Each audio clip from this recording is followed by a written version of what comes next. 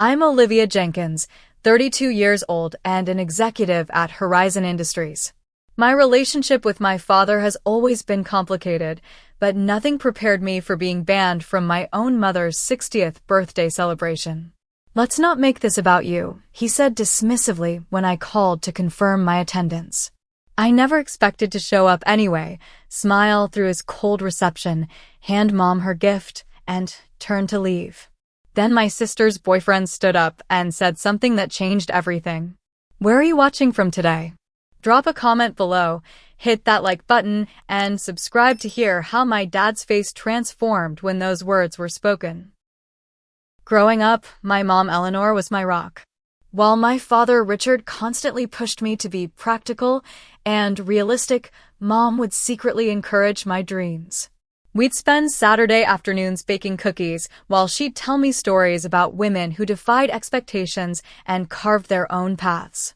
Those moments in our sun-dappled kitchen became my sanctuary from Dad's critical comments about my unrealistic aspirations. "You're smart, Olivia, but you need to understand your limitations," Dad would say whenever I mentioned wanting to run a company someday. He was a middle manager at a local manufacturing plant, and in his mind, that was the ceiling for our family's ambitions. Mom would squeeze my hand under the dinner table when he'd talk like this, our secret signal that I shouldn't believe him. My childhood bedroom walls were covered with vision boards featuring powerful businesswomen and quotes about breaking glass ceilings. Dad would scoff whenever he passed by, making comments like, "When are you going to grow up and put up normal posters?" But Mom would sneak in magazine clippings of female CEOs to add to my collection when he wasn't looking. College was my escape. I earned a scholarship to Northwestern University, studying business administration with a focus on operations management. Dad called it a waste of good money, even though my scholarships covered most costs. During those 4 years, I'd call Mom twice a week, careful to do so when Dad was at his bowling league or watching football with his friends. After graduation, my early career wasn't the meteoric rise I'd imagined. I started as an assistant operations manager at a small company in Chicago. The hours were long, the pay was modest, and my tiny studio apartment barely fit a bed and desk. Dad didn't miss an opportunity to point out that my college friends who'd chosen sensible careers were already buying houses while I was still figuring things out. What Dad didn't see was how I spent those years learning everything I could about operational efficiency, supply chain management, and team leadership. I'd stay late reviewing processes, volunteering for challenging projects, and building relationships across departments. 3 years of dedication finally led to an opportunity at Horizon Industries, a major player in the tech manufacturing sector. Moving up to a management position at Horizon meant even less time to visit my hometown of Cedar Grove, Indiana. The 4-hour drive from Chicago became a journey I'd make primarily on major holidays, and even then, I'd try to coordinate my visits for when Dad was occupied with his own activities. Mom and I maintained our connection through weekly Sunday evening calls and the occasional lunch meetup halfway between our cities when she could get away. My life in Chicago gradually transformed. After my first promotion at Horizon, I moved into a comfortable one-bedroom apartment in Lincoln Park with large windows overlooking the neighborhood. I cultivated a small circle of close friends, mostly other transplants, building their careers far from home. My work environment grew increasingly supportive as I demonstrated my capabilities and built a reputation for turning around struggling departments. 6 months ago came the promotion that changed everything.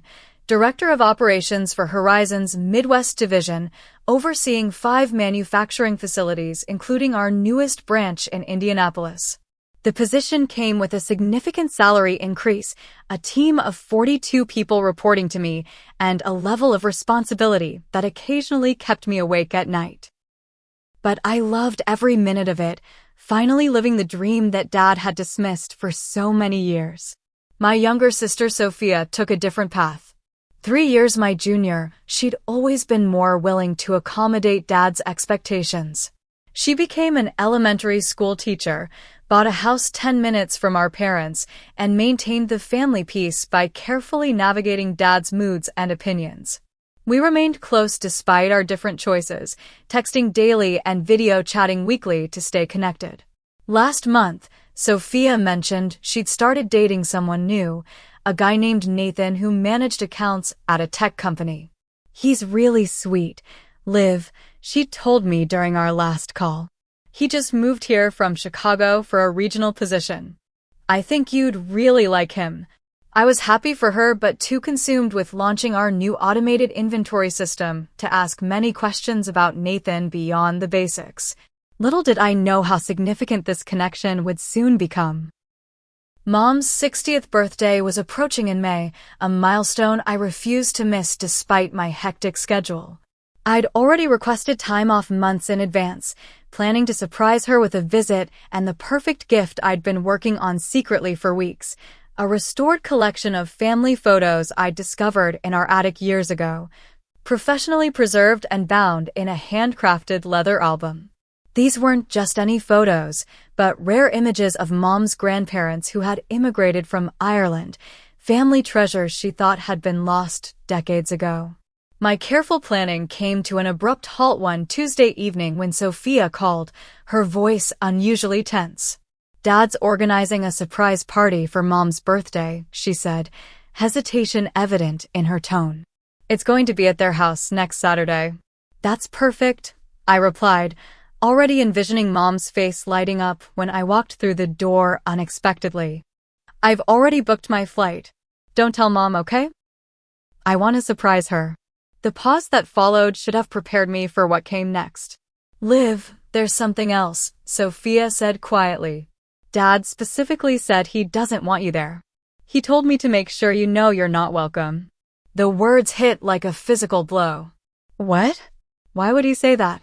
"He said your presence would make the day about you instead of Mom, whatever that means," Sophia explained, frustration evident in her voice.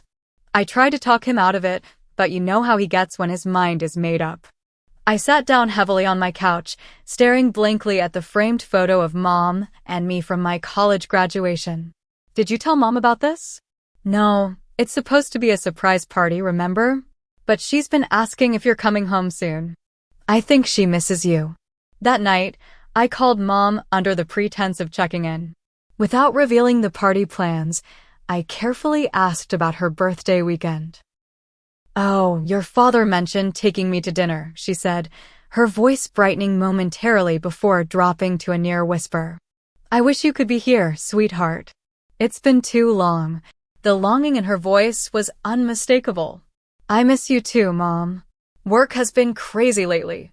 I swallowed the lump forming in my throat. "I understand, honey.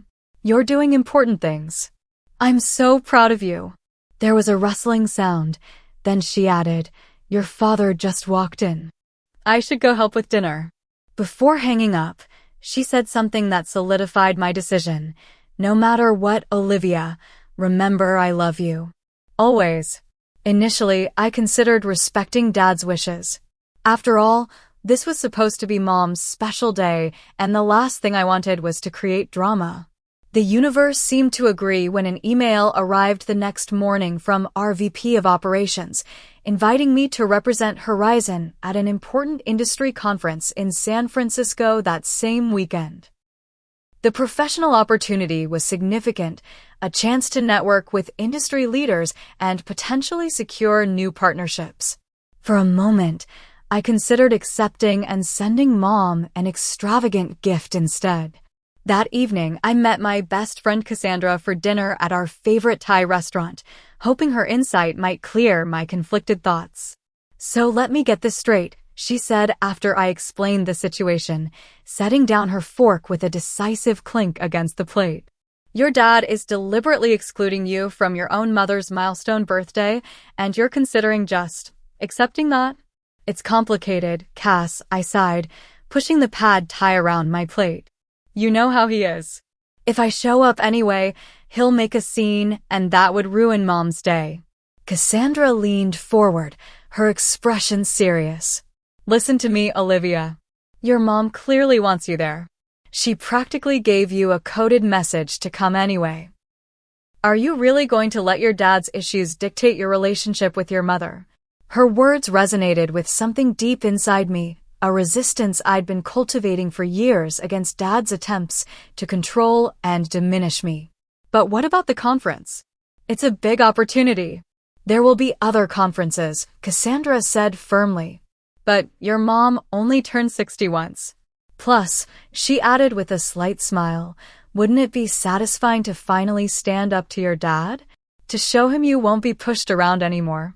As I drove home that night, Mom's voice echoed in my mind. Remember, I love you.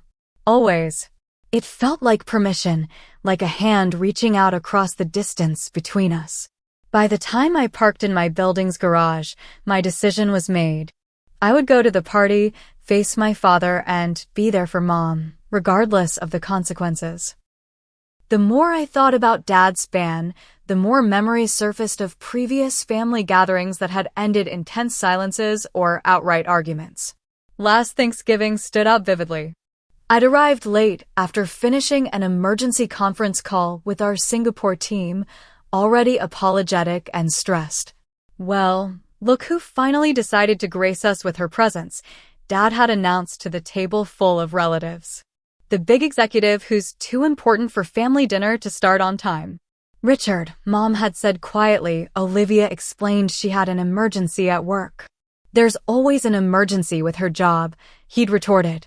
Funny how these emergencies never happen to people with normal careers.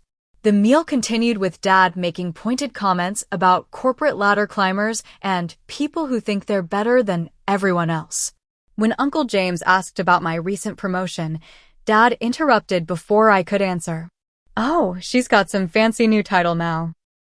Director of something important, making big decisions about things nobody understands. His laugh had been sharp, dismissive. Meanwhile, real people are doing real work that actually matters. I'd maintained my composure through the meal, but excused myself early, citing jet lag. Mom found me in my old bedroom, packing my bag to leave a day earlier than planned. He doesn't mean it, sweetheart, she'd said, though her eyes betrayed her words. He's just struggling with how successful you've become. It makes him question his own choices. That pattern had repeated itself countless times over the years. My success had become a mirror reflecting Dad's insecurities back at him, and he responded by trying to shatter the glass. Sophia had increasingly found herself caught in the middle. During our video chat the week after Dad's birthday party ban, her frustration was palpable. I don't know how Mom does it, she said, running her hands through her hair. Last night, Dad spent 20 minutes ranting about how you've abandoned the family for corporate America after Mom mentioned she was proud of your work on that new manufacturing process. I'm sorry you have to deal with that, I told her, guilt weighing heavily. It's not fair to you or Mom. It's not your fault, Liv, Sophia sighed. But it's getting worse.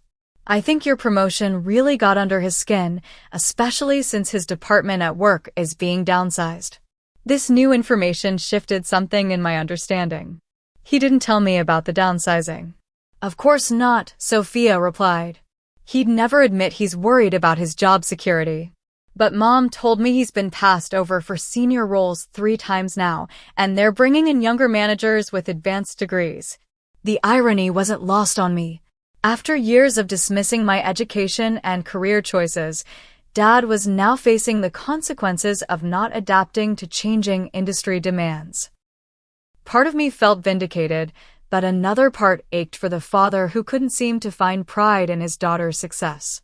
My previous attempts to build bridges had all failed spectacularly. 2 years ago, I'd used my connections to arrange an interview for Dad at Horizon's Supplier Relations Department, thinking a fresh start might help heal our relationship. He'd declined the opportunity without even considering it, calling it charity he didn't need. Last year, when Mom mentioned offhandedly that their 20th wedding anniversary was approaching, I'd secretly arranged a weekend getaway for them at a luxury resort in Michigan. Dad had initially refused to go, relenting only after Mom's visible disappointment. When they returned, Mom called to thank me profusely while Dad remained silent in the background. As Mom's birthday approached, another concerning detail emerged during my weekly call with her. She mentioned feeling unusually tired lately and having some minor chest pain that she was dismissing as indigestion. "Have you seen a doctor, Mom?" I asked, immediately worried. "Oh, your father says it's nothing to worry about," she replied. "Just age catching up with me. He doesn't want me making a fuss." The casual dismissal of potential health concerns set off alarm bells.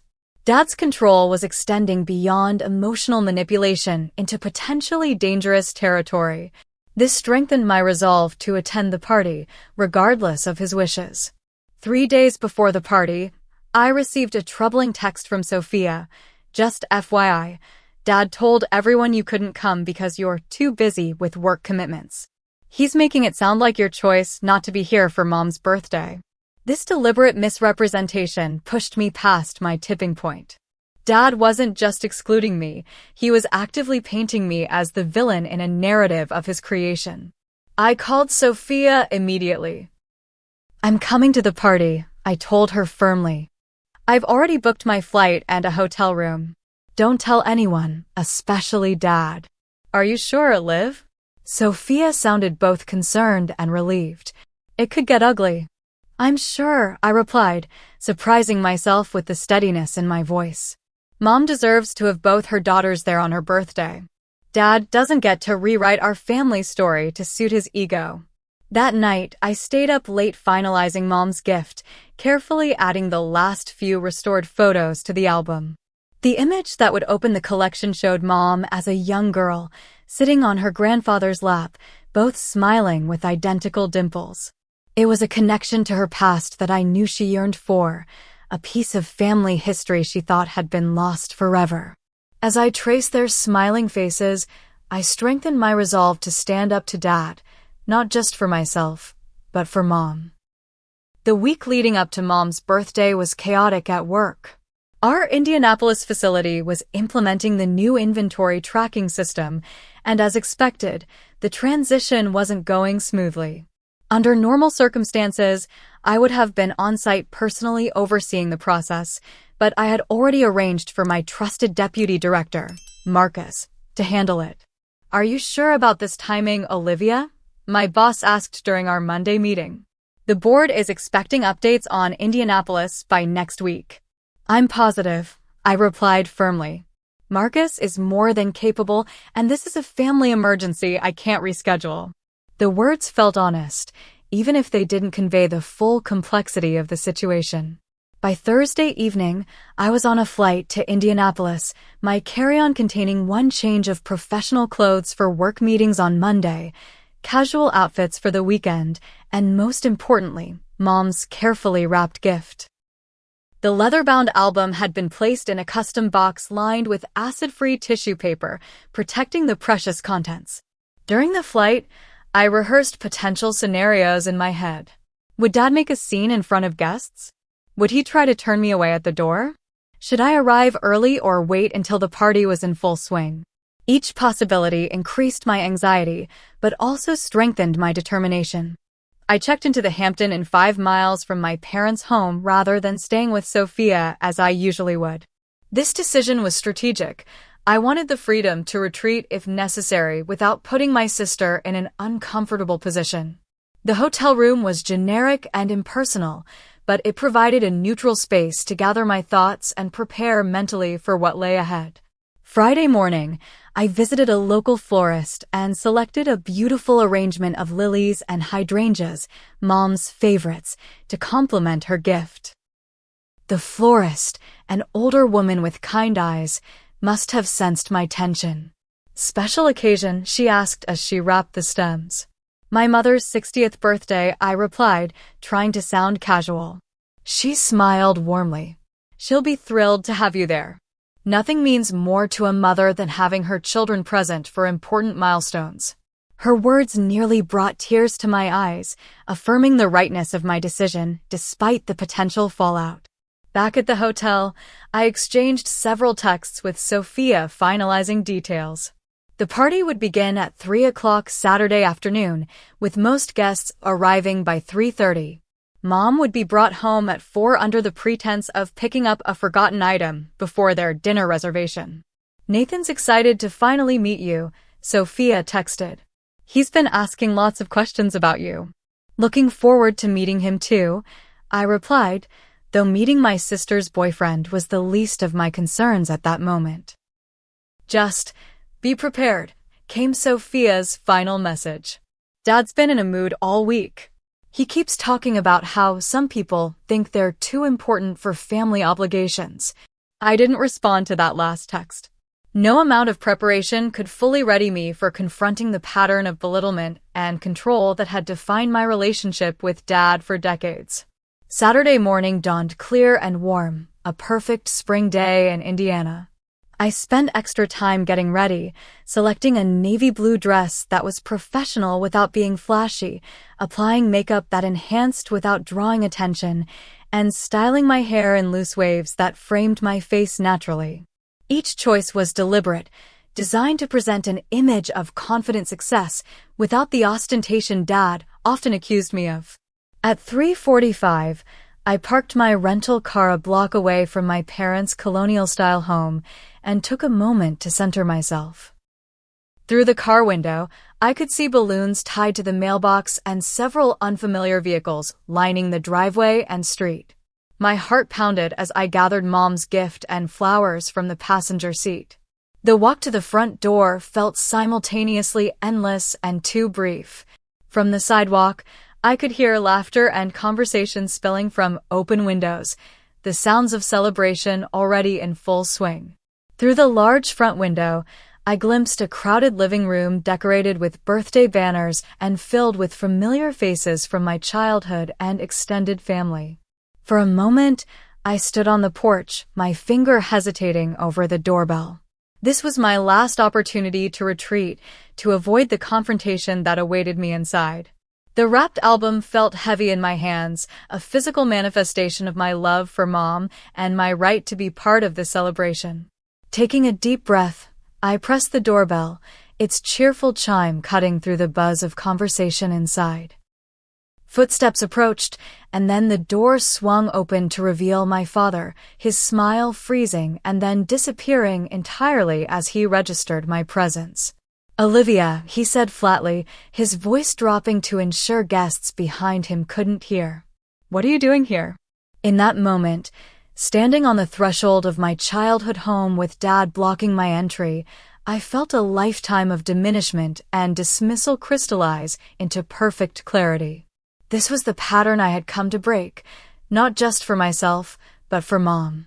"I'm here for Mom's birthday," I replied simply, meeting his gaze without flinching. "I wouldn't miss it for the world." Dad's face hardened as he stepped onto the porch, partially closing the door behind him. "I thought I made it clear through Sophia that you weren't invited," he said in a low, tight voice. "This day is about your mother, not another opportunity for you to swoop in and take center stage." The accusation was familiar but still stung. "That's not why I'm here, Dad. I just want to celebrate Mom's birthday with her. You couldn't make time in your busy schedule for Christmas or Easter, but suddenly her birthday is important?" His skepticism was palpable. "We both know you're just here to show off how successful you've become while the rest of us live our ordinary lives." Before I could respond, the door opened wider and Mom appeared behind Dad. Her eyes widened in surprise, then filled with tears as she registered my presence. "Olivia, you came." The pure joy in her voice contrasted sharply with Dad's coldness as she pushed past him to embrace me tightly. "Happy birthday, Mom," I said, returning her hug and fighting back my own tears. The commotion drew attention from inside, and several guests peered curiously toward the entrance. Dad, aware of the audience, shifted tactics immediately. "Well, what a surprise," he said loudly, his tone artificially bright. "Everyone, look who managed to fit us into her schedule after all." As Mom ushered me inside, whispers rippled through the gathered friends and family. I recognized aunts, uncles, cousins, and several of Mom's longtime friends, all watching with varying degrees of curiosity and confusion. Dad followed us in, closing the door with unnecessary force. "Let's not make this about you," he said pointedly, loud enough for nearby guests to hear. "We were just about to bring out your mother's cake."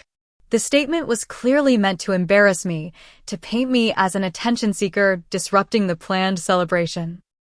Mom's hand tightened around mine, a silent show of support that gave me strength.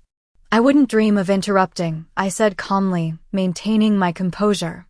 "I just wanted to give Mom her gift." I presented the carefully wrapped package and flowers to Mom, whose hands trembled slightly as she accepted them. "You didn't have to bring anything, sweetheart. Having you here is gift enough." "Open it," I encouraged softly. "It's something I've been working on for months." As Mom carefully unwrapped the package, conversation around us dimmed, guests curious about the unexpected arrival and the mysterious gift. When she lifted the leather album from its box, her confusion was evident until she opened to the first page. "Oh my God," she gasped, her hand flying to her mouth. These are my grandparents. The photos from the attic that we thought were ruined in the flood." Tears streamed freely down her face as she turned pages, each one revealing restored images of family history she thought had been lost forever. Where did you find these?" she asked, voice breaking with emotion. "I rescued them years ago, before I left for college," I explained. "I've been having them professionally restored little by little. I wanted to give you back this piece of your history." Mom pulled me into another fierce hug. "This is the most precious gift anyone has ever given me," she whispered. The genuine emotion of the moment had drawn a small crowd of relatives, many murmuring appreciatively at the thoughtfulness of the gift. Dad stood slightly apart, his expression a complex mixture of surprise and discomfort as he witnessed the impact of my present. "What a lovely sentiment," he finally said, his voice strained. "Now, perhaps we should move on with the party as planned? The caterers are waiting to serve the meal." Mom wiped her tears, still clutching the album. "Of course, yes. Olivia, you'll stay for food and cake." The hopefulness in her eyes made declining impossible, though I could feel Dad's glare burning into me. "Actually, I understand this was planned without me in mind," I said diplomatically. "I don't want to disrupt anything. I really just came to wish you happy birthday and give you your gift." "Nonsense," Mom protested. "You're staying." "Richard, tell her she's staying." Put on the spot, Dad had no choice but to nod stiffly. "Of course. You're here now." The next hour passed in a strange limbo of forced pleasantries and underlying tension. I made conversation with relatives, many of whom seemed genuinely happy to see me despite Dad's obvious displeasure. Mom kept the album close, occasionally showing specific photos to her friends and explaining the significance with evident joy. After the cake was served, I decided it was time to make a graceful exit before Dad's patience expired completely. I found Mom in the kitchen, helping Aunt Judith arrange coffee cups on a tray. "Mom, I think I should head out now," I said quietly. "This has been lovely, but I don't want to overstay." Mom looked disappointed but understanding. "You just got here." "I know, but I'm staying until Monday. Maybe we could have lunch tomorrow, just the two of us." Her face brightened at the suggestion. "I'd love that, sweetheart." I made my way through the living room, saying goodbye to relatives and thanking them for letting me crash the celebration. Dad stood by the fireplace, engaged in conversation with Uncle Robert, but clearly monitoring my movements. As I turned toward the front door, preparing to slip out quietly, a male voice called from across the room, "Wait, Olivia?" I turned to see a tall man with dark hair standing up from his seat on the sofa beside Sophia. My sister looked equally confused as the man crossed the room toward me, recognition dawning on his face. "I thought you looked familiar, but I wasn't sure until just now," he said, extending his hand. "I'm Nathan Miller, Sophia's boyfriend," I acknowledged, shaking his hand. "Nice to finally meet you." "Yes, but also..." He paused, glancing around at the suddenly quiet room before looking back at me with a slightly awestruck expression. You're Olivia Jenkins, Director of Operations at Horizon Industries. You're my boss. The statement landed like a thunderclap in the silent room. Every eye swiveled between Nathan, me, and my father, whose face had drained of color. Your boss, Dad repeated, his voice hollow. Nathan nodded enthusiastically, seemingly oblivious to the sudden tension. I manage accounts at the Indianapolis branch. We just opened 3 months ago. Ms. Jenkins, Olivia here is legendary in the company. She completely transformed our Midwest operations. Complete silence enveloped the room as everyone processed this unexpected connection. Dad stood frozen by the fireplace, his carefully constructed narrative about my career crumbling before everyone's eyes. Nathan's revelation created a seismic shift in the room's atmosphere. Guests who moments before had been politely disinterested in my presence suddenly looked at me with new eyes, while Dad seemed to physically shrink beside the fireplace. You work at Olivia's company? Sophia asked Nathan, her expression a mixture of surprise and amusement. You never mentioned that. I didn't make the connection, Nathan explained. I knew your sister was named Olivia and worked at corporate headquarters, but Jenkins is a common name.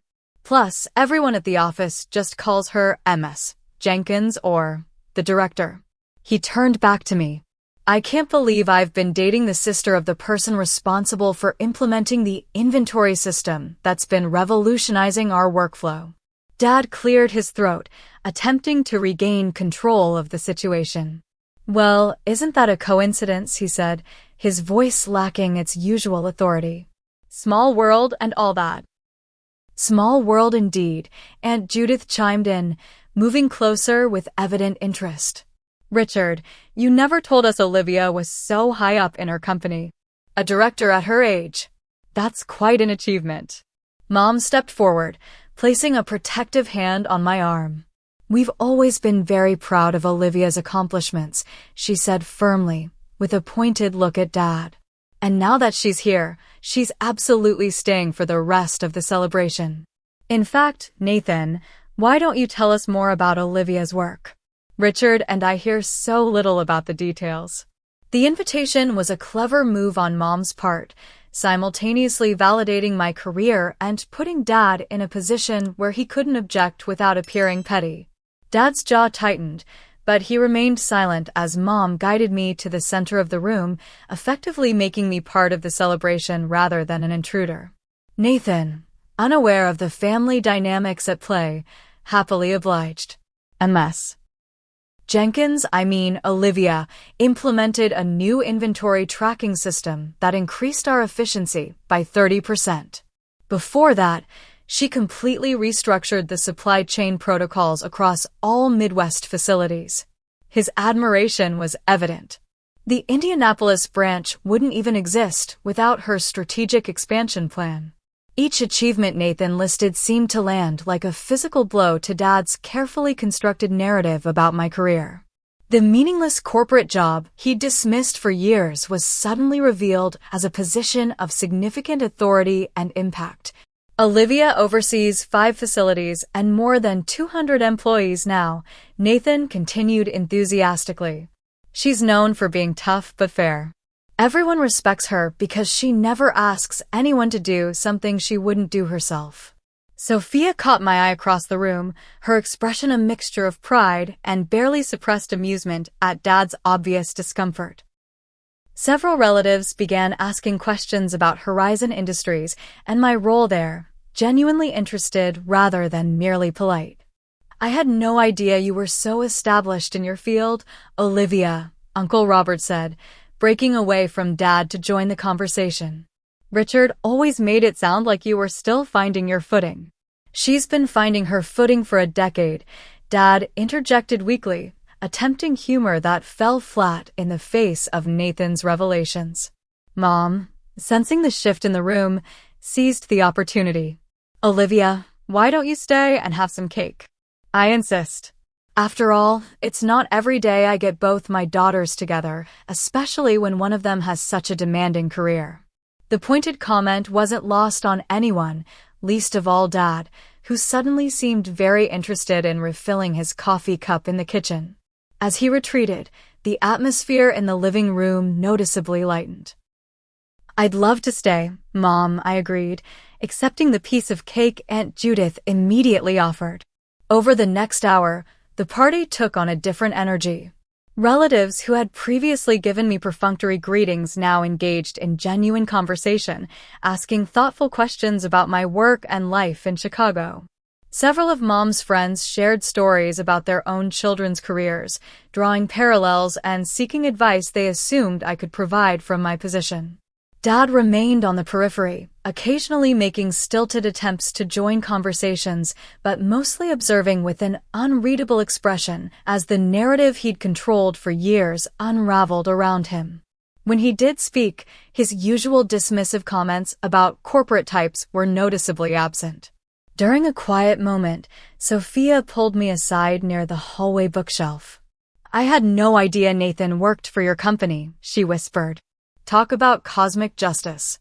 "Me neither," I admitted. "He's actually doing great work at the Indianapolis branch. The team there speaks highly of him. This explains why he always defended corporate America whenever Dad went on his rants," Sophia said with a small laugh. "God, Liv, you should have seen Dad's face when Nathan called you his boss. I wish I'd had a camera."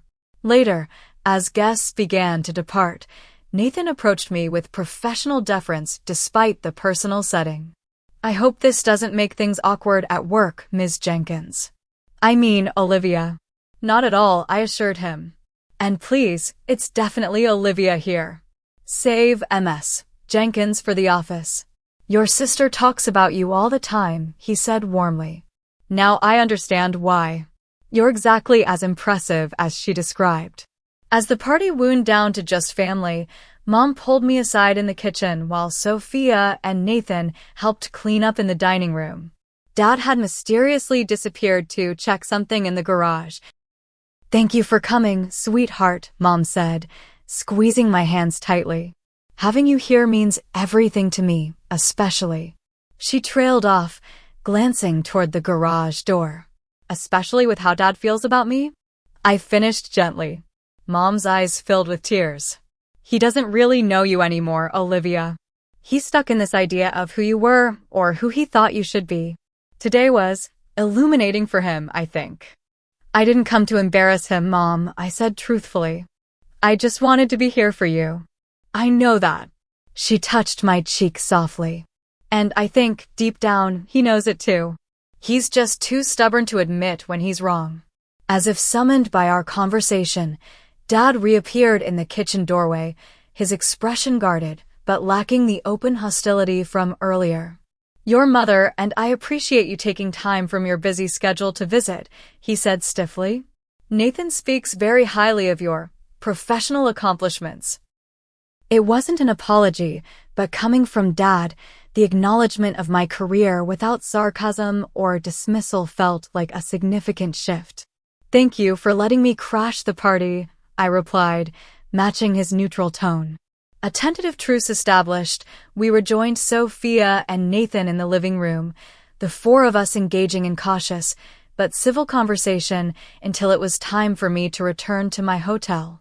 As I left, Mom hugged me fiercely, whispering, "Things will be different now. You'll see." I wasn't entirely convinced, but as I drove back to the Hampton Inn, I felt something that had been absent in my relationship with my father for years, the possibility of change. Sunday morning dawned bright and clear. Mom texted asking if I could meet her for breakfast at Rosie's Diner, our special place from my childhood. When I arrived, she was already seated in our favorite booth by the window, 2 steaming mugs of coffee waiting on the table. "Your father left early this morning to help Uncle Robert with some project at his house," she explained as I slid into the booth across from her. "He said he'd be gone most of the day." The convenient absence wasn't surprising. Dad had always retreated when confronted with situations that challenged his worldview or authority. "Did you sleep well?" I asked, choosing neutral territory. "Like a baby," Mom replied, her smile genuine. Having both my girls under the same roof again, even briefly, was the best gift. She reached across the table to squeeze my hand. Olivia, I need to apologize. For what? You didn't do anything wrong. That's exactly it, she said, her voice dropping. I didn't do anything. All these years, I let your father diminish your accomplishments, make you feel unwelcome in your own home. I thought keeping the peace was more important than standing up for you. I was wrong. The admission caught me off guard. Mom had always been my quiet supporter, but she'd rarely directly opposed Dad's behavior. You were caught in the middle, I offered. It wasn't fair to you either. Marriage is complicated, she acknowledged, stirring her coffee thoughtfully. But motherhood shouldn't be. I should have been louder in my support, more willing to challenge your father's narrative. Yesterday, when Nathan spoke about your work, I realized how much I've allowed your father's perspective to limit my understanding of your life. Our conversation was interrupted by the arrival of pancakes for Mom and an omelet for me. As we ate, Mom asked detailed questions about my role at Horizon, listening intently to explanations of supply chain logistics and operational strategies that would have made Dad's eyes glaze over. You know, she said thoughtfully, cutting a perfect triangle of pancake, your father isn't a bad man. He's just afraid. Afraid of what? Of inadequacy. Of irrelevance. Mom sighed. The manufacturing world he understood is disappearing. Younger colleagues with degrees like yours are advancing while he's been passed over repeatedly. When you succeeded in exactly the way he couldn't, it became easier to dismiss your achievements than to confront his own limitations. The insight didn't excuse Dad's behavior, but offered a perspective I hadn't fully considered. That doesn't make it okay, how he's treated me. No, it doesn't, Mom agreed firmly. Nothing excuses that. But understanding might help you find peace, even if reconciliation isn't possible. After breakfast, Sophia and Nathan met us at a nearby park for coffee and conversation. Away from Dad's influence, Sophia seemed more relaxed, laughing easily as Nathan shared stories about his first impressions of the Indianapolis office. Everyone was terrified before your first visit, he told me. The regional manager kept saying, everything must be perfect for Ms. Jenkins. Then you showed up, rolled up your sleeves, and helped troubleshoot the conveyor system yourself when it malfunctioned during the tour. That's my sister, Sophia said proudly. Brilliant, but never above getting her hands dirty. As Nathan excused himself to take a work call, Sophia lowered her voice. Dad's been unusually quiet since yesterday. This morning, he actually asked me questions about your job instead of making snide comments. Progress, I guess, I said, not entirely convinced. Baby steps, Sophia agreed. Oh, and he wants to meet you for coffee tomorrow before you head back to Chicago. The invitation surprised me. Did he say why? Just that he wanted to talk to you without an audience.